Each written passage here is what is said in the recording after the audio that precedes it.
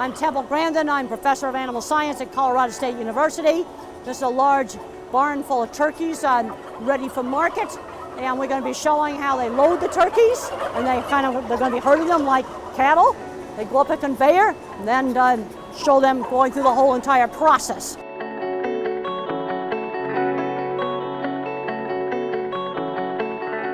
I am really pleased that we've got this opportunity today to see this barn full of turkeys, and we're going to watch them being loaded onto the trucks tonight and going on through the processing plant.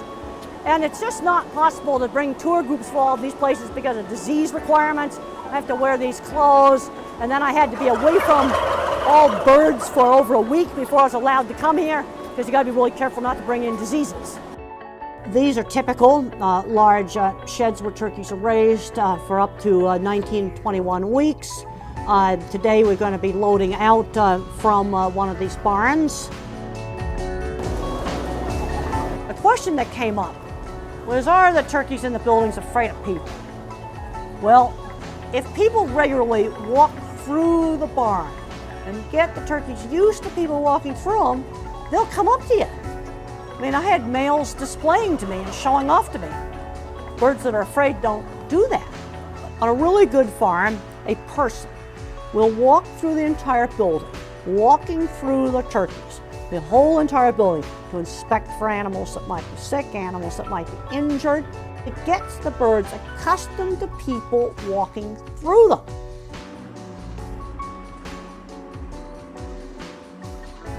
These sheds have curtains on the sides so they can be opened up in summertime to keep the building cool, close them up in the wintertime. Those are the waterers. And when the birds are loaded out, the waterers are left on. It's always important, always have access to water. You can see right here we have a lot of space. They have not started to load out yet. This is a normal stocking. You get into a building that's overstocked, you wouldn't have this amount of space in market-ready birds. They're getting the truck backed up now, and they've got some wood panels set up in kind of a funnel, and then the truck loaders will come in and move small groups of turkeys, similar to moving cattle, up in small groups, and they jump on the conveyor, ride up into the conveyor into the truck.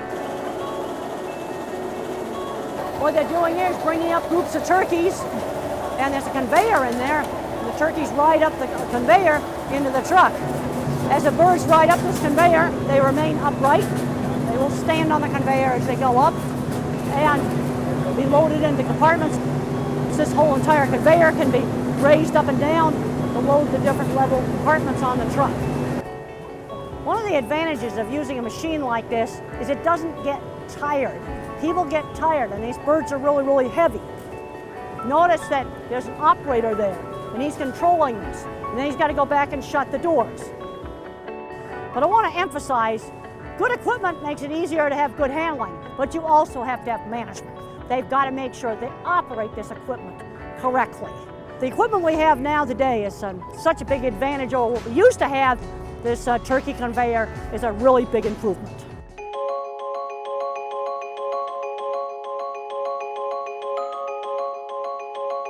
This is a truck arriving at the plant after loading at the farm, and a plant employee is going to inspect the load of turkeys to make sure they were loaded correctly, make sure they didn't have trapped wings or other obvious problems. The next step is to weigh the truck with all the birds in it. And then after the birds are unloaded at the plant, the empty truck is weighed so they can get accurate weights. Another really important part of this is record keeping. And the plant employee here at the computer is entering the name of the farm, name of the loading crew, time that the load arrived. This is all really important information for tracking down problems. The truck is backed into a holding shed, which is equipped with a big bank of fans. One whole side is just solid fans. And it has misters to blow on the birds to keep them cool. It's extremely important not to let them get overheated.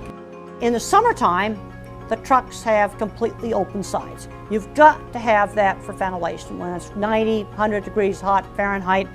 In the wintertime, the birds would get too cold if they were in open trailers. So fiberglass panels are put into the side of the trailer so that the birds do not get cold. In the summertime, it would be too hot to have the sides of the trailer covered. The trailer with the birds in it is pulled into the unloading bay. and there's a hydraulic lift, and the cage doors are open, and an employee moves the turkey into the conveyor that takes it down into the controlled atmosphere stunning.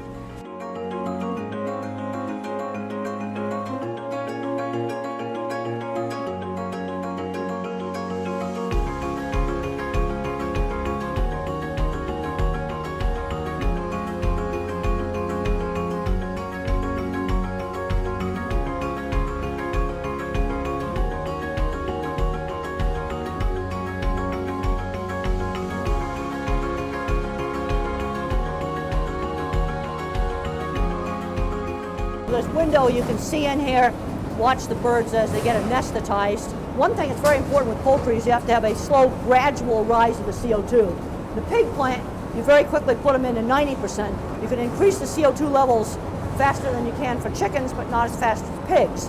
And you have to get that just right to avoid flapping and escape movements, trying to get out of the chamber.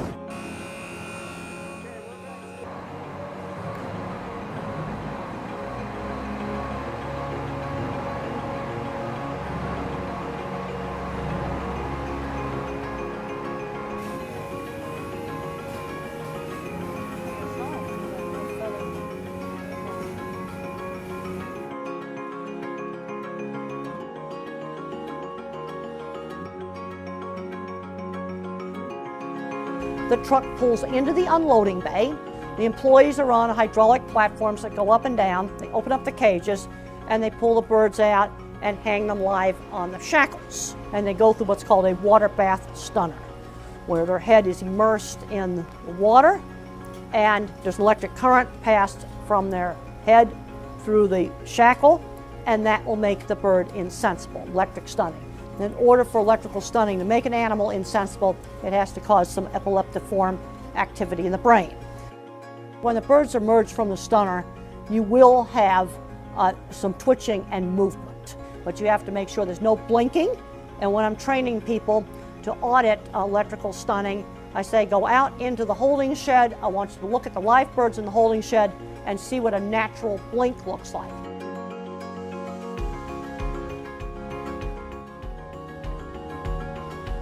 This shows the anesthetized turkeys emerging from the controlled atmosphere stunner, and then the employees will place these birds on the shackles. You can see the heads are very limp, they're coming out completely limp.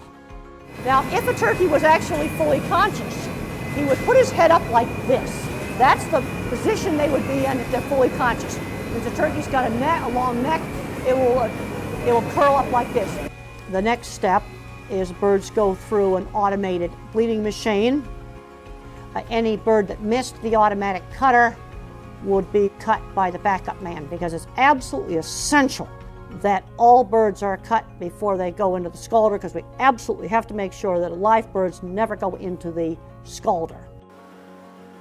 The birds are now emerging from the scalder, have had their feathers softened up by the scalder, and then the next step is to go into the picking machine, which has a whole lot of rubber fingers that rotate that take off the feathers.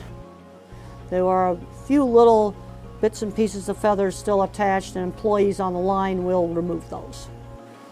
And then the next step is to put them on a different type of shackle that just holds them by the drumsticks because the feet have been removed. And then they go further on down the process where the insides are taken out. The first step in making sure that carcasses stay clean is a hose is used to evacuate feces. It's very important to avoid fecal contamination on the carcass. And then as the turkeys move down the line, the innards are removed in varying steps. And it's really important during these steps to not rupture and break the innards, because again, that would contaminate the carcass.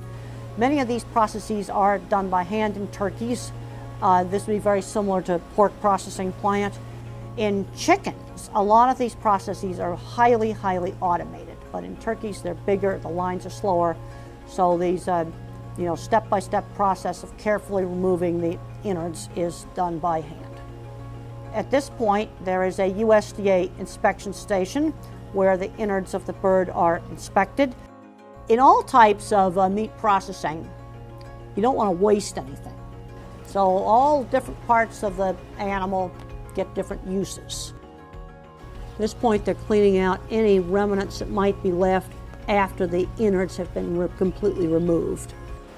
There's an employee that does checks for carcass defects. This is a really important part of the plant's quality assurance program. Also, it's part of continuous improvement. These sorts of inspections are really important for ensuring quality product. This shows turkeys going into a chiller tank to get chilled. And this particular plant uses water bath chilling. The turkeys are chilled for 5 hours. The birds are emerging from the chiller, going to have to be rehung back up on shackles so they can go into the deboning line and be taken apart.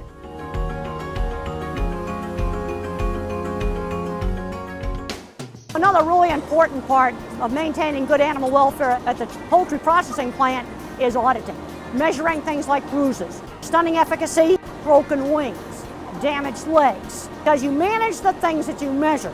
So auditing is a really important part of good animal welfare. I get asked all the time, do I eat meat?